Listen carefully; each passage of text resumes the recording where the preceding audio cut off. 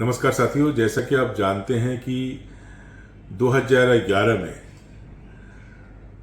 नई सरकार बनने के बाद पहले कैबिनेट मीटिंग में हिंदी, उर्दू समेत संथाली समेत 6 भाषाओं को भाषाई अल्पसंख्यक की मान्यता दी गई थी।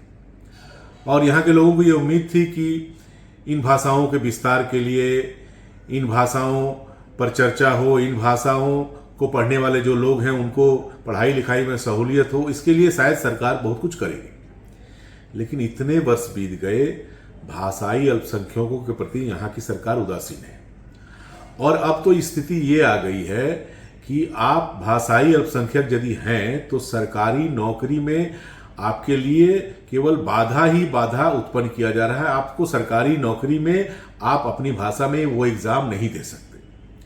हम लोगों ने इसका समाधान निकाला था कि बेहतर होता कि यदि बंगाल में जो भी भाषाई अल्पसंख्यक विद्यालय हैं, चाहे हिंदी स्कूल हो, उर्दू हो, संथाली हो, वहां एक सब्जेक्ट बंगला कंपलसरी पढ़ाया जाए, जिससे कि इन भाषा के छात्र छात्राएं भी बंगला सीख लें और बंगला में अपना एग्जाम दे पाएं, एक पेपर बंगला भी दे पाएं। लेकिन यहाँ की सरकार इतना उदासीन है, बार बार हम लोगों के कहने के बावजूद हमें बंगला पढ़ने से वंचित किया जा रहा है।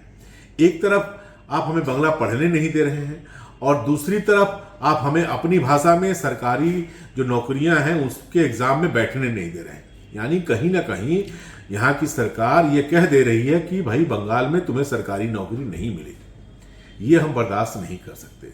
भाषा के आधार पर बंगाल को बांटने का प्रयास हम बर्दाश्त नहीं करेंगे। ये बंगाल तृणमूल कांग्रेस का बंगाल नहीं है, ये बंगाल रविंद्रनाथ का बंगाल है, जिन्होंने भाषा के आधार पर बंगाल को नहीं बांटा। ये बंगाल ऋषि बंकिम का बंगाल है, ये बंगाल शरद चंद्र का बंगाल है, ये बंगाल जीवनानंद दास का बंगाल है, ये बंगाल विमल मित्रों का बंगाल है, ये बंगाल महाश्वेता देवी का बंगाल है।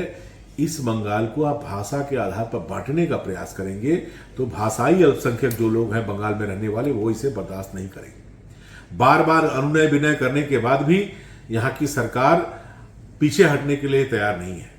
और अंततः हमारे पास अब कोई उपाय नहीं बचा है कि पूरे बंगाल के जो भाषाई अल्पसंख्यक लोग हैं उन्हें संगठित करके सरकार के खिलाफ रास्ते में उतरकर इसके खिलाफ आंदोलन किया जाए। और इसी दिशा में कदम बढ़ाते हुए बंगाल के करीब करीब 65-66 ऐसे असेंबली कॉन्स्टिट्यूएंसीज है जहां पर भाषाई अल्पसंख्यक लोगों की संख्या बहुत ज्यादा है।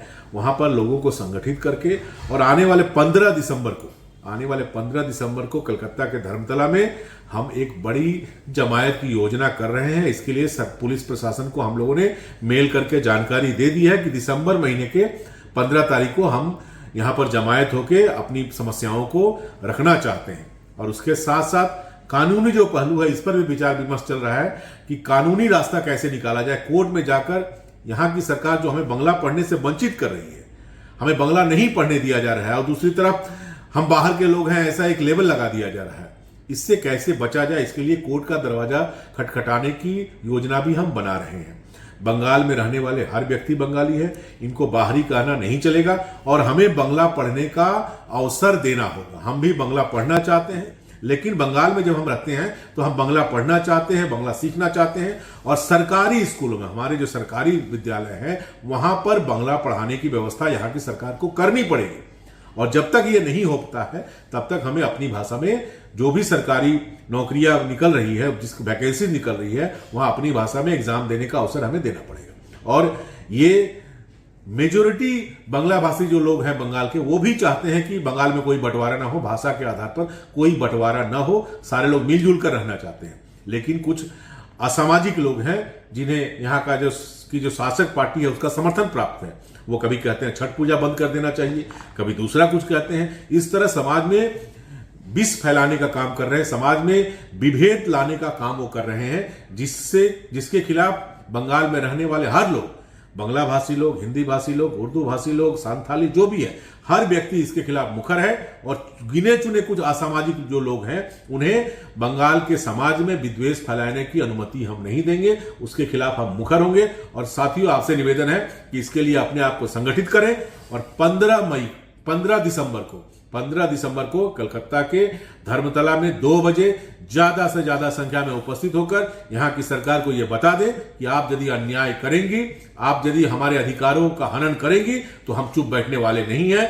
लोकतांत्रिक व्यवस्था में जो भी नियम है, जो भी हमें अधिकार प्राप्त है, उन अधिकारों का प्रयोग करते हुए हम बड़ा आंदोलन करेंगे। बहुत बहुत धन्यवाद।